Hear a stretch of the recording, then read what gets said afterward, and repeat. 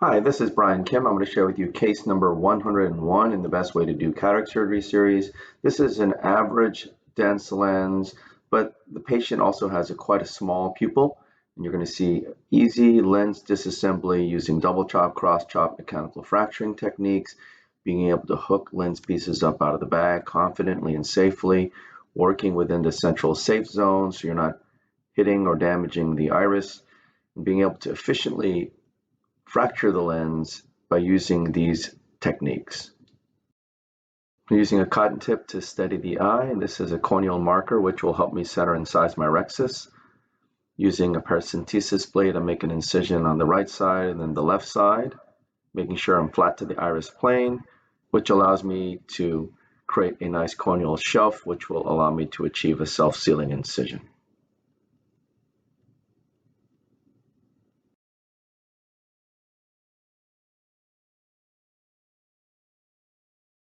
This is intracameral lidocaine, and then some intracameral epinephrine, and then some dispersive viscoelastic to coat the corneal endothelium, and hopefully to viscodilate the pupil.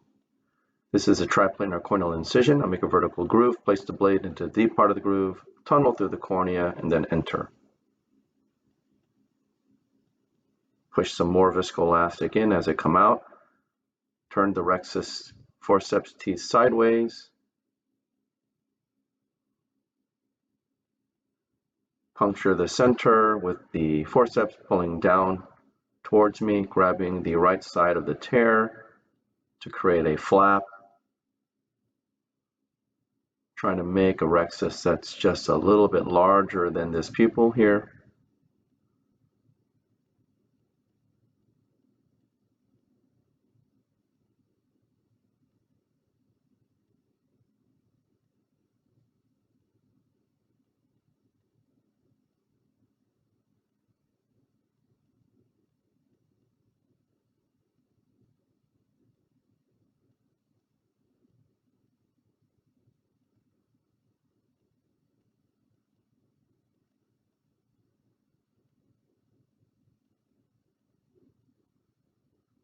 Go ahead and burp some viscoelastic out. This is the capsular fornix hydrodissection technique. I place a cannula under the rexus edge contra-incisionally. Turn the tip down, get a nice wave. Make sure I don't put too much fluid in. Decompress on the left side, turn the tip to the right. You can see the lens begins to spin. Irrigate the surface of the eye, adjusting the sleeve, lifting the incision with the chopper, going in with irrigation off to minimize Descemet's trauma, removing the surface epinuclear material, being mindful not to go near the pupil edge, placing the chopper under the rexus edge, pushing down, placing the fixative vertically subincisionally, bringing the instruments together, fracturing it in half completely. You can see it's fractured, placing the chopper pushing down, place the chopper around the right heminucleus, pulling it towards the ficatip and bisecting the right heminucleus. Lifting that first quadrant up with some vacuum, using crushing forces to break up the lens piece and then emulsifying the lens piece. Placing the chopper under the rexus edge towards the second quadrant, performing another cross-chop maneuver, and then emulsifying the lens pieces.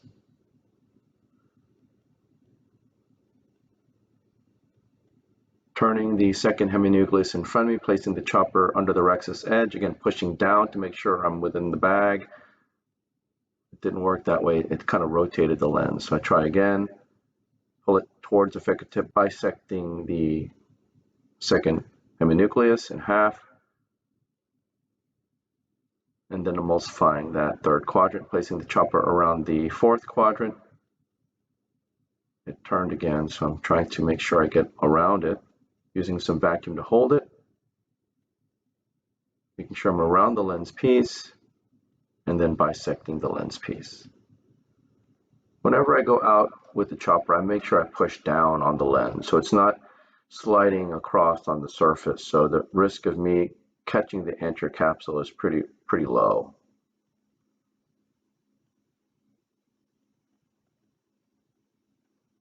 Using the chopper to protect the pupil as I try to go after the epinucleus with the phaco tip.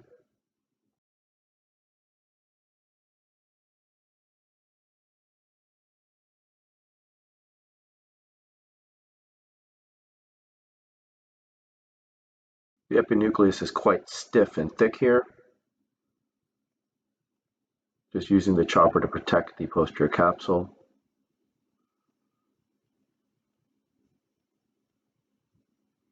Using foot pedal control to control the vacuum as well. So I take the chopper out, push BSS in, take the phaco tip out, and go in with the INA handpiece. I always start sub-incisionally, removing the cortical material.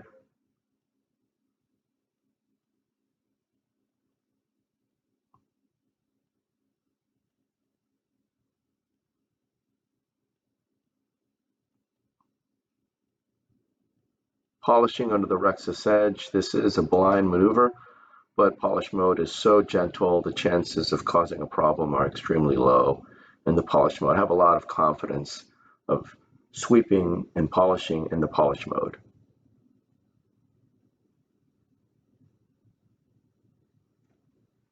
Instead of pulsing, I just decided to switch to the cohesive viscoelastic. It's hard to pulse when I can't really see the rexus edge here. So I inject a single piece acrylic lens. Since switching to the 2.4 incision, I noticed the incision is a little bit tighter. So delivering the lens into the bag, the leading edge into the bag, quickly transitioning to the INA as the lens opens up. There's a little fiber on the tip there. So they flush it, go in, activate irrigation, using the Maltzman to help control the lens, making sure that it goes into the bag completely.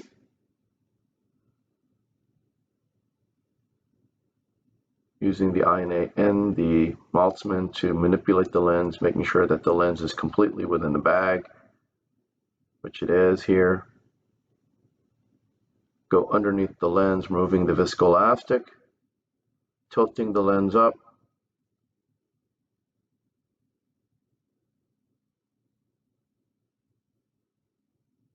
polishing under the rexus edge some more, using the Maltzman to confirm that both haptics are within the bag, and then removing the viscoelastic from the anterior chamber. So again, this is a soft lens. I'm able to perform double chop, cross chop mechanical fracturing techniques, being able to disassemble the lens confidently, hooking lens pieces up out of the bag, working in the central safe zone, avoiding any pupillary trauma. I'm able to be very intentional and efficient and methodical with my maneuvers. I know that I can get this lens out of the bag without any difficulty with these techniques. And at the end, you can see I use a Maltzman to confirm that both haptics are within the bag. I use the polish mode to ensure that I get every single bit of that cortex out of the bag. That's why I feel like the mechanical fracturing, double chop, and cross chop are really well suited for a small pupil case like this in the setting of a soft to average lens density. So I hope this was helpful to you, and I thank you for your attention.